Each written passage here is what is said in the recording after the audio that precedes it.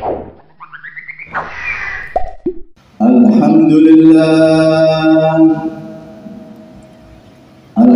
لله الذي أنعم علينا بأشهر الحرم وجعلنا من أمة سيد المرسلين. أشهد أن لا إله إلا الله وحده لا شريك له الحق المبين، وأشهد أن سيدنا محمدا عبده ورسوله الصادق الأمين. اللهم صل وسلم وكرم وعظم على سيدنا ومولانا محمد إمام المتقين وعلى آله وصحبه أجمعين إلى يوم الدين.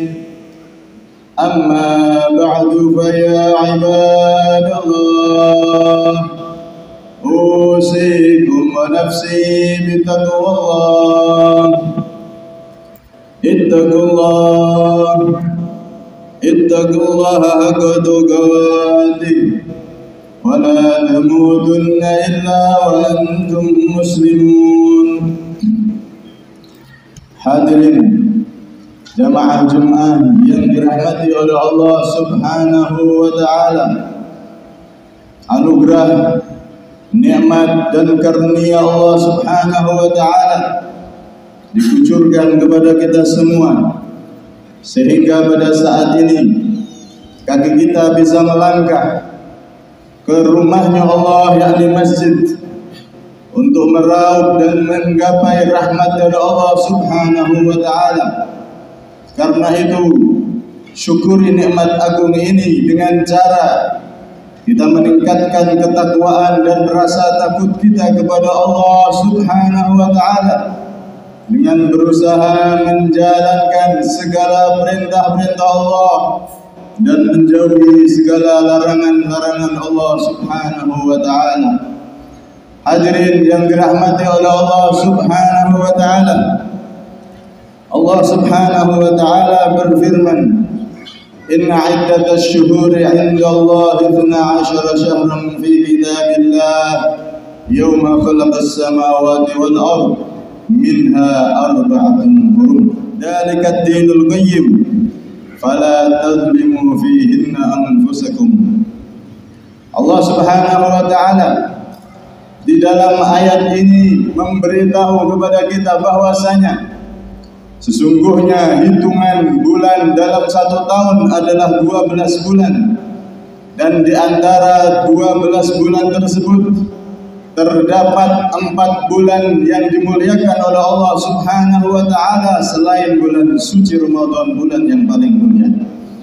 Apa 4 bulan tersebut, hadirin? Tak lain adalah bulan yang saat ini kita berada di awal daripada hari-hari bulan tersebut, yakni bulan Dzulqa'dah, bulan Dzulhijjah, bulan Muharram, 3 bulan berturut-turut dan ditambah 1, yaitu yang keempat, bulan Rajab.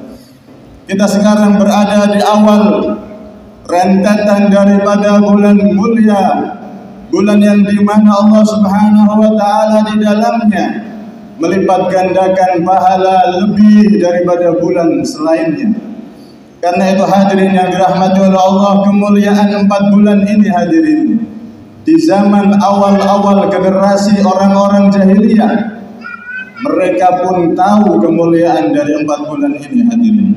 Sehingga kalau sudah datang bulan Dzulqa'dah, Dzulhijjah, Muharram dan Rajab, mereka pun berhenti hadirin. Lebih-lebih di bulan ini, yakni bulan Dzulqa'dah. Kenapa disebut Dzulqa'dah yang berarti bulan yang duduk? Karena dimulai bulan inilah mereka duduk hadirin. Artinya mereka berhenti dari melakukan perbuatan-perbuatan jahiliyah. Berhenti sementara hadirin. Mereka di bulan ini mulai duduk dan berhenti, tidak lagi merampok. Mereka di bulan ini duduk dan berhenti, tidak lagi melakukan hal-hal yang tidak diridhoi oleh Allah Subhanahu wa taala, bukan takut karena Allah, tapi karena memang adat mereka menghormati kemuliaan bulan 4 ini hadirin. Mereka tahu kemuliaan bulan 4 ini hadirin. Walaupun di akhir generasi daripada orang-orang jahiliyah, orang-orang kafir jahiliyah, mereka merusak kehormatan 4 bulan ini dan memerangi Nabi Muhammad SAW dan para sahabatnya di bulan-bulan mulia ini. Karena itu Allah Subhanahu Wa Taala pun memerintahkan Nabi Muhammad dan para sahabatnya, wa qatilul musyrikina kafatan kama yuqatilunakum kafah wa'lamu annallaha ma'al muttaqin. Maka perangilah mereka, lawan mereka yang telah memerangi kalian dimanapun mereka berada dan di waktu kapanpun, karena mereka yang telah memulai untuk peperangan tersebut. Rasulullah dan para sahabatnya hanya membela diri dan membela kehormatan agama. Karena itu hadirin yang dirahmati oleh Allah Subhanahu Wa Taala, orang-orang jahiliyah, generasi awal, mereka faham bulan Dzulqa'dah ini permulaan bulan-bulan mulia. Kalau orang jahiliyah mereka mampu berhenti dari kebiasaan merampok mencurinya, padahal sudah setiap hari dilakukan. Maka pertanyaannya, apakah kita umat Islam tidak mampu melakukan hal yang seperti itu hadirin? Berhenti bermaksiat di bulan-bulan mulia ini dan berusaha untuk taat kepada Allah Subhanahu Wa Taala. Kita umat Islam lebih layak dan lebih pantas untuk menghormati 4 bulan ini hadirin. Karena itu hadirin yang dirahmati oleh Allah Subhanahu Wa Taala, kita meminta kepada Allah Subhanahu Wa Taala agar kita diberi tambahan hidayah dan taufik, agar kita bisa menjauhi segala larangan-larangan Allah dan kemaksiatan di bulan ini. Yang belum sholat, maka di bulan awal-awal bulan mulia ini perbaiki sholat kita hadirin. Yang masih bermaksiat, masih berjudi, masih mabuk, masih melakukan hal-hal yang tidak diridhai oleh Allah, maka niatkan memasuki awal-awal bulan mulia ini untuk keluar dari kemaksiatan dan dosa tersebut. Dan hadirin yang dirahmati oleh Allah Subhanahu Wa Taala, lebih-lebih hadirin generasi muda kita hadirin, anak-anak kita hadirin, jaga mereka dari hal-hal yang tidak diridhai oleh Allah Subhanahu Wa Taala. Didik mereka semenjak dini, semenjak kecil. Dan bukan hanya pendidikan yang baik yang perlu kita berikan kepada mereka hadirin, akan tetapi kita awasi kepada siapa mereka berteman. Karena hadirin yang dirahmati oleh Allah Subhanahu Wa Taala, pendidikan yang baik bahkan dari keluarga yang soleh, kalau perlu dari keluarga ulama, bahkan dari keluarga yang di situ ada waliullah misalkan, pendidikannya baik, akan tetapi anaknya tidak diawasi dan bergaul dengan orang-orang yang tidak baik, maka lama-kelamaan anak tersebut akan berubah akhlaknya hadirin. Bagaimana tidak, kita lihat bagaimana Nabi Nuh alaihissalam, beliau seorang nabi, beliau seorang rasul, bahkan beliau adalah jenderalnya para rasul, mempunyai pangkat ulul azmi, jenderalnya para rasul, jenderalnya para nabi, termasuk salah satu jenderal dari segenap para nabi dan segenap para rasul. Akan tetapi lihat bagaimana hadirin, beliau sudah mendidik keluarganya dengan didikan terbaik, akan tetapi anaknya yang bernama Kan'an malah tidak beriman dan dia pun menjadi golongan orang-orang yang kafir. Na'udzubillah min dzalik. Bukan salah Nabi Nuh hadirin, akan tetapi Kan'an ini terpengaruh dengan pergaulan kesehariannya, bergaul dengan orang-orang kafir yang memusuhi Nabi Nuh. Na'udzubillah min dzalik. Karena itu hadirin yang dirahmati oleh Allah Subhanahu Wa Taala, sehebat apapun pendidikan yang kita berikan terhadap anak-anak kita hadirin, tapi kalau kita tidak ada perhatian kepada siapa anak kita berteman, maka jangan-jangan pendidikan yang telah kita berikan itu akan pudar dan akan hilang, dan dia akan dipengaruhi oleh teman-teman yang buruk tersebut hadirin. Karena itu hadirin yang dirahmati oleh Allah Subhanahu Wa Taala, jangankan kita orang biasa hadirin, bahkan Nabi Muhammad sallallahu alaihi wasallam, beliau pun mengingatkan kepada para ulama agar berhati-hati dengan ilmunya dan tidak berubah sedikit pun untuk tetap berpegang dengan ilmu yang dibawa menjadi ilmu yang manfaat. Beliau pun bersabda, syirarul ulama alladzina ya'tuna al-umara wa khiyarul umara alladzina ya'tuna al-ulama. Sejelek-jelek ulama, sejelek-jelek para ulama adalah mereka yang selalu mendatangi para umara, para pemimpin. Sejelek-jelek ulama adalah dia yang selalu terus datang kepada para pemimpin. Dan sebaliknya, sebaik-baik pemimpin adalah dia yang terus selalu datang ke rumahnya para ulama untuk minta nasihat.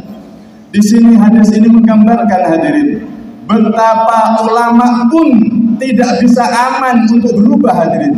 Kalau para ulama yang dia datang terus menerus kepada para pejabat, para pemimpin, dan kita tahu hadirin para pejabat, para pemimpin banyak dari oknum-oknum mereka yang zalim, yang tidak melaksanakan amanat dari rakyat. Betapa banyak para pejabat yang korupsi hadirin. Para pejabat kebanyakan zalim, tapi ada mereka yang adil, mereka yang pejabat-pejabat yang jujur ada, tapi kebanyakan dari para pejabat biasanya adalah orang-orang yang zalim. Dan kezaliman ini adalah sebuah penyakit hadirin. Kalau ada orang sehat mendekat kepada orang yang berpenyakit, kira-kira apakah yang sakit akan tertular menjadi sehat? Atau sebaliknya hadirin, yang sehat akan tertular jadi sakit? Karena itu hadirin, ini saking sayangnya Nabi Muhammad, bahkan perhatian beliau bukan hanya kepada orang biasa, ulama. Diberi wanti-wanti oleh Nabi Muhammad, jangan sering ke tempat para pejabat, karena penyakit kezaliman bisa menular dan ilmunya bisa tidak jadi ilmu yang bermanfaat. Na'udzubillah min dzalik. Kecuali ulama tersebut adalah ulama yang kuat hadirin, seakan seperti dokter, dia tahu macam-macam penyakit, maka si dokter datang kepada orang yang sakit, bukan dokter yang kena penyakit hadirin, tapi si sakit, orang yang sakit akan sembuh oleh dokter tersebut. Begitulah gambaran para ulama hadirin. Biasanya para pejabat adalah orang-orang yang punya penyakit zalim, dan biasanya para ulama kebanyakan adalah orang-orang yang tidak bisa menahan itu hadirin, bisa tertular, bisa terkena penyakit, akhirnya rusak ilmunya hadirin. Kecuali para ulama yang dia memang kuat, dia adalah tokoh dan pemimpin ormas yang dia kekuatannya begitu kuat dan dihormati oleh pejabat, sehingga tidak apa-apa dia datang kepada pejabat untuk menasihati agar mempunyai kebijakan yang pro dengan rakyat. Karena itu hadirin yang dirahmati oleh Allah, sebaliknya Nabi Muhammad SAW memuji para umara, para pejabat, para pemimpin yang dia tidak malu untuk datang ke tempatnya para ulama meminta nasihat kepada para ulama. Bahkan Nabi bersaksi mereka adalah para pemimpin terbaik di muka bumi. Mereka adalah pejabat terbaik di muka bumi tatkala mau mengeluarkan kebijakan. Tidak hanya mereka bermusyawarah di antara staf mereka, akan tetapi dia datang dulu kepada para ulama meminta pertimbangan para ulama. Maka ini adalah pejabat yang dibanggakan Nabi Muhammad sallallahu alaihi wasallam. Pejabat yang menjadi payungnya Allah Subhanahu wa taala untuk menaungi segenap umat.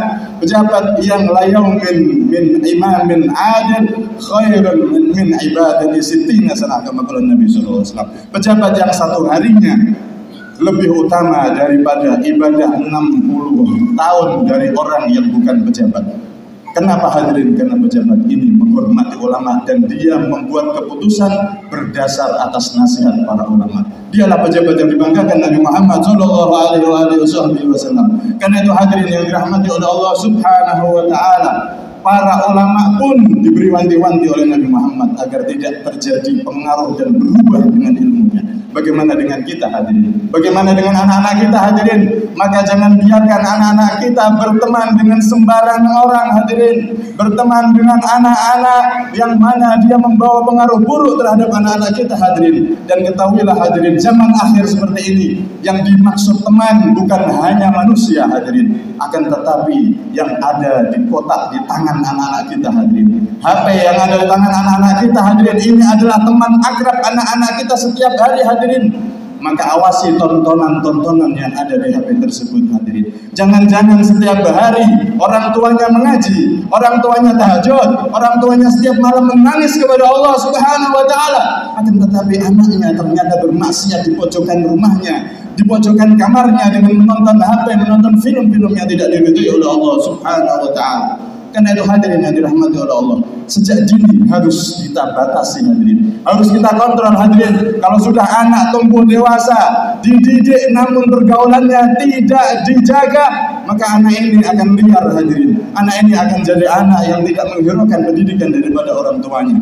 Dan orang tua kalau sudah mendidik, maka tidak ada sangkut pautan dan tanggung jawab lagi hadirin. Karena itu hadirin yang dirahmati oleh Allah Subhanahu wa taala. Kita meminta kepada Allah Subhanahu wa taala, kita ditetapkan, anak-anak kita ditetapkan, keluarga kita ditetapkan akhlaknya menjadi akhlak yang baik. Kita ditetapkan menjadi umat Nabi Muhammad yang jauh dari maksiat. Kita ditetapkan oleh Allah Subhanahu wa taala menjadi umat Nabi Muhammad yang bisa dibanggakan Nabi Muhammad sallallahu alaihi wasallam.